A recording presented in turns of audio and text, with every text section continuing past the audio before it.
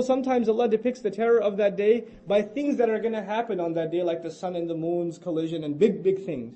Sometimes He depicts the terror of that day looking at the person and how scared they are. Not at the scary things that are happening, but their reaction to those things.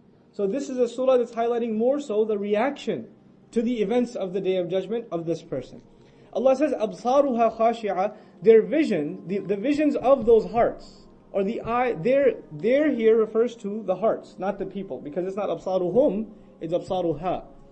What this tells us is that the vision is directly connected to the heart. That's a very important reality to understand. What you see and how you perceive what you see is directly affected by what you have in your heart. When you have iman in your heart, what you see will be a reminder for you. When you feel the wind, when you see the sun, when you see the clouds, you'll get a reminder out of them. When you don't have iman in your heart, those same eyes will do nothing for you. So now on that day, people will not see except from a believing heart, because now iman is haqqul yaqeen and ayn al-yaqeen. They've seen it. So now those hearts, those eyes that are connected to these hearts now that are petrified, what's going to happen to those eyes? Khashi'ah.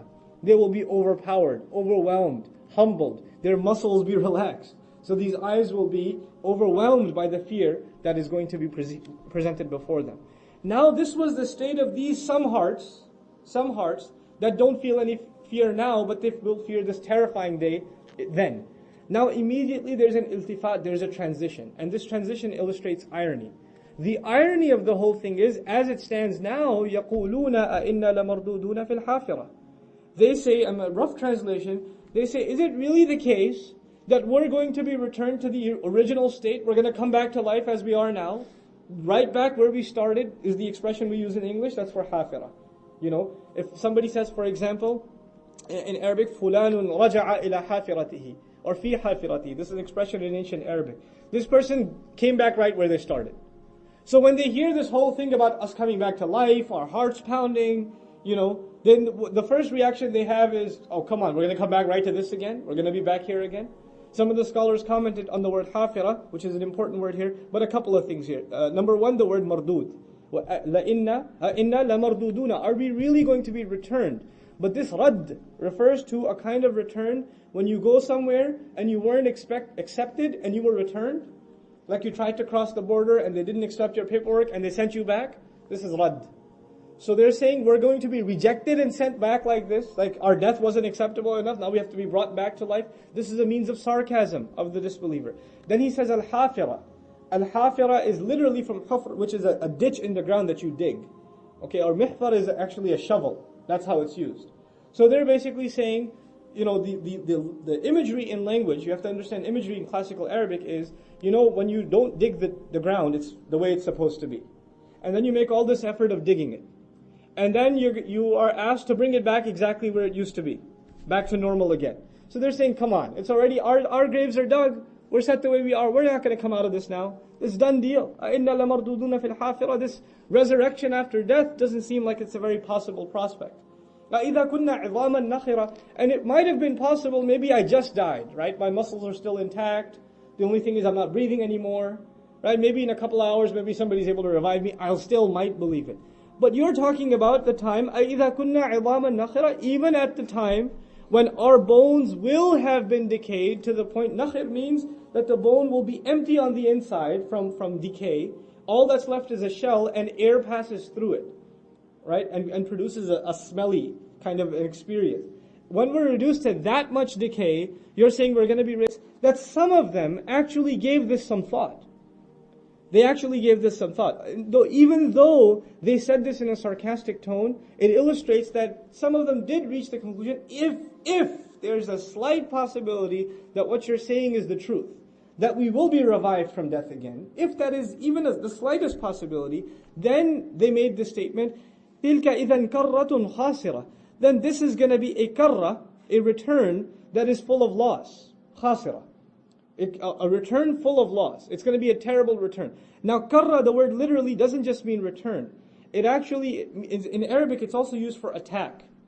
So this will be an attack on us. The Arabs used to say, there was one of the military strategies they had was called karra wa farra. What that means is you attack and you run away. Then you attack later and you run away. Right? This was a military strategy.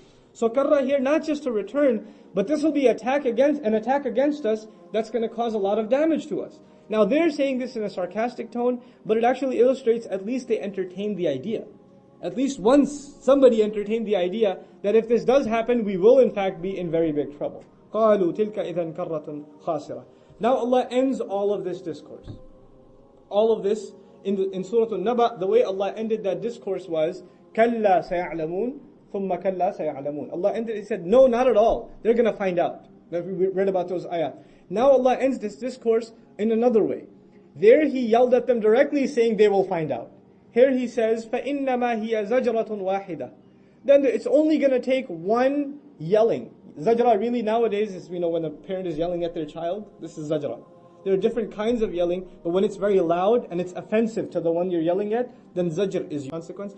Then as a result, إِذَا, all of a sudden, هُمْ بِالسَّاهِرَةِ, they are going to be at this place that is in Arabic illustrated as as-sahira. Let's talk briefly about what sahira means.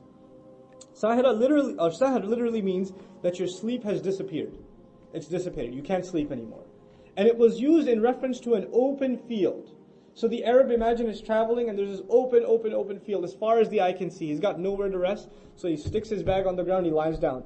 But when you can see far in the distance, he's worried if he goes to sleep, somebody will see him from a distance, come and rob him and run off. So he loses his sleep because he's not hidden.